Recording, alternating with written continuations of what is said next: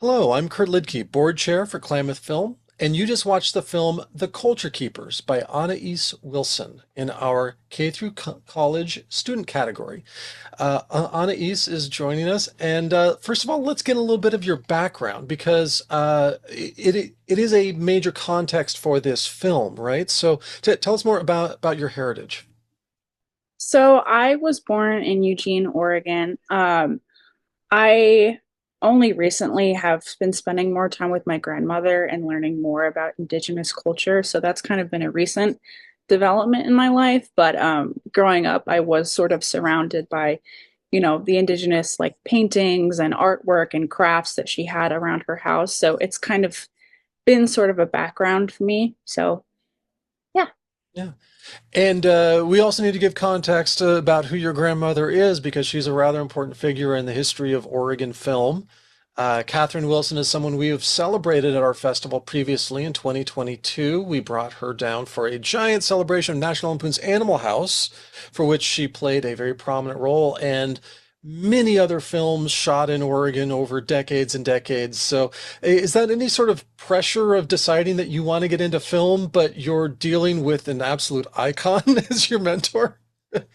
I definitely do feel a bit of pressure for that. Filmmaking has been a really big deal in my family. My father worked on a couple of shows growing up, so I was used to my dad kind of being up very early in the morning and coming home pretty late because he was just on the set so much. And I was actually in the room as my grandma and my father worked on Animal House together, and my grandma would take me to Chuck E. Cheese every time they finished their editing for the day. So I was kind of in the room, kind of learning about it, learning sort of the lingo of it. And I've always been very inspired by filmmaking and photography and that sort of thing. So my grandma has definitely, pushed me and given me more opportunities in the filmmaking world. So I'm very grateful for that. And that's Animal House of Blues, a documentary about the making of, because Animal House was made even before I was born, and I'm old. So, um, Yeah. within that context, though, since you've kind of grown up in a filmmaking family and you've seen how the sausage is made in terms of just how difficult of a process is, why in the world did you get invested in wanting to become a filmmaker yourself? It's a good question. Growing up, I have kind of sort of the culture around hard work and kind of grinding to something to get it to, you know, what you like it to be has that's sort of been the way that my dad operates and sort of been the way that my grandma operates. So, the constant having to reshoot a scene and hundreds of retakes to really get that exact image has sort of been the mindset I've had since I was little. And I'm just really inspired by the way that my dad works, and he has a very hard work ethic. So it might not seem as extreme to me because I'm sort of been exposed to it my whole life, but yeah, it just kind of grew up around that.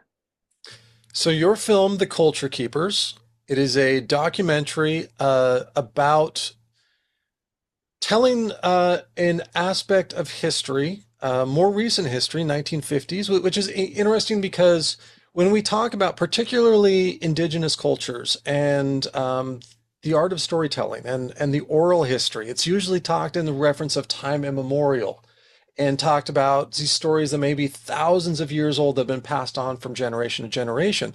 So, what was it about a story from the 1950s that inspired you to want to work on something much more recent within indigenous cultural history? I think sort of the reason behind that is because my grandfather, growing up as a teacher for a lot of Indigenous students, sort of it not being as far off as to the 17 or 1800s, sort of more recently, the 1950s, it's both more relatable for an audience to sort of see how people who are still alive, like our grandparents, sort of interacted with Indigenous people. And I think it might be easier for an audience to relate to that and sort of, see that people who are still living with us and who are our grandparents were involved in giving Indigenous people a voice. So I think it's really wonderful that my grandpa is still here to be able to tell that story. And I'm really grateful that he is still here, even though it was back in the 1950s. I think that, makes it a bit more relatable. That also is, I'm noticing that trend because I've worked a little bit with Klamath tribes, and there's been a lot of conversations about this, of the fact that, and I don't want to speak in, generalities, but largely Native American culture and historic stories are an oral tradition that are passed on. There's a whole art form behind that. And there's been sort of an adversity to actually record some of that.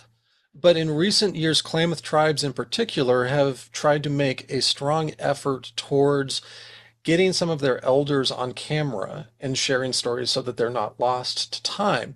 This thing I actually did with my grandparents was I interviewed them and then made a film that we showed at their respective funerals, and that was really wonderful. Um, as a filmmaker and as a Native American, how important is it to you that stories are now that this technology exists, that we're able to preserve elder stories on film and not just as an oral tradition that's passed down? I think with the rise of technology right now and how everything is recorded and everything is sort of permanent on the internet, we use it to sort of capture the things that can so quickly be lost. And I think right now with social media, a lot of very, you know, not as important stuff can be recorded and kept safe. And I think that what is really the most sacred is that we learn from people who we know won't be in our lives for forever.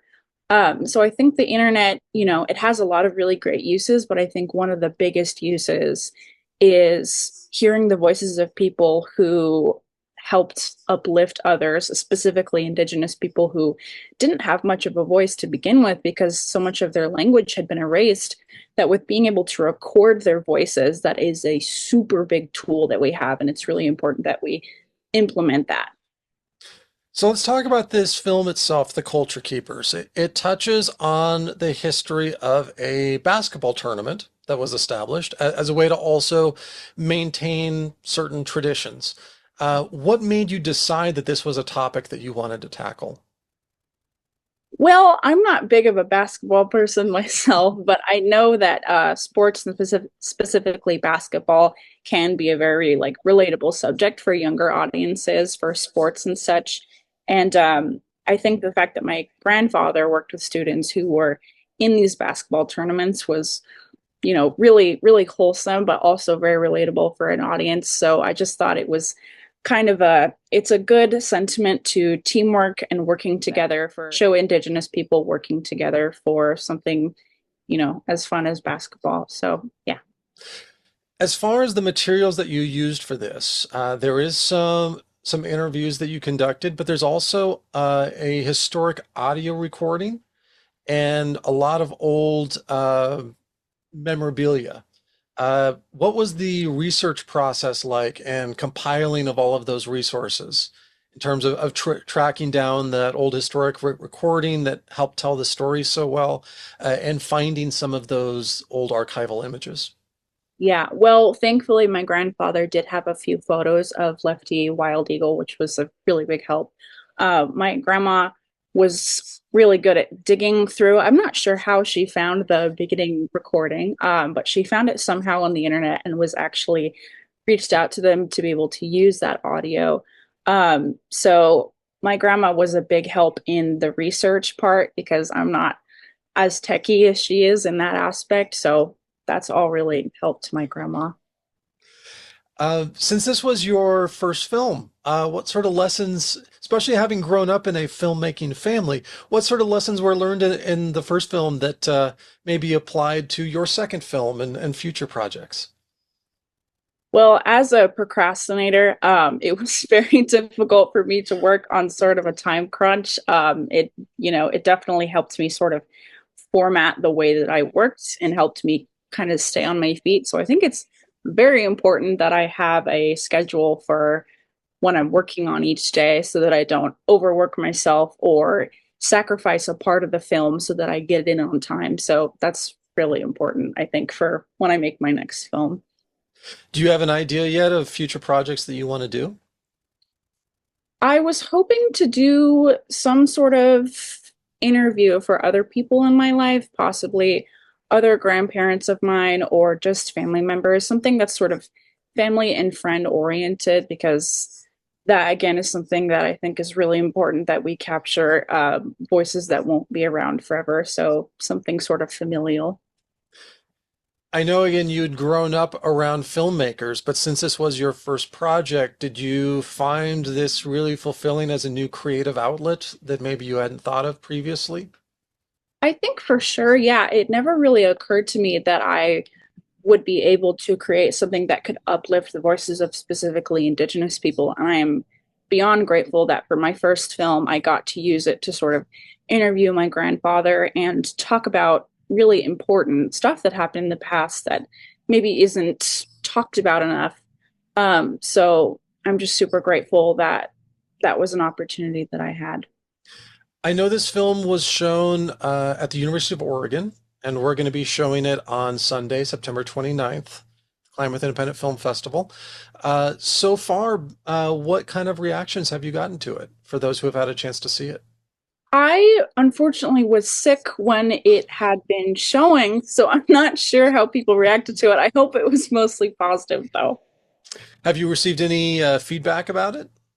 I don't believe that I have, no. Okay. Well, is there any aspect of this film we haven't talked about yet that you think is really important that people should know?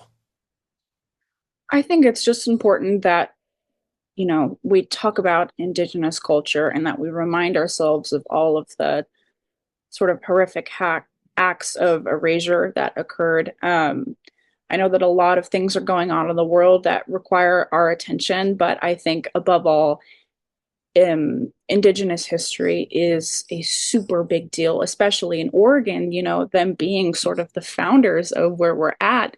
It's super important that Americans learn about where our land came from and the history behind it and the language and the culture. Sadly, as it has been erased, it's important that we educate ourselves on the remaining recordings that we do have. So, Well, thank you so much for the time. Thank you for this wonderful student film. We so look forward to not only presenting this film, but also seeing future projects from you and the rest of your family since you're coming from film royalty.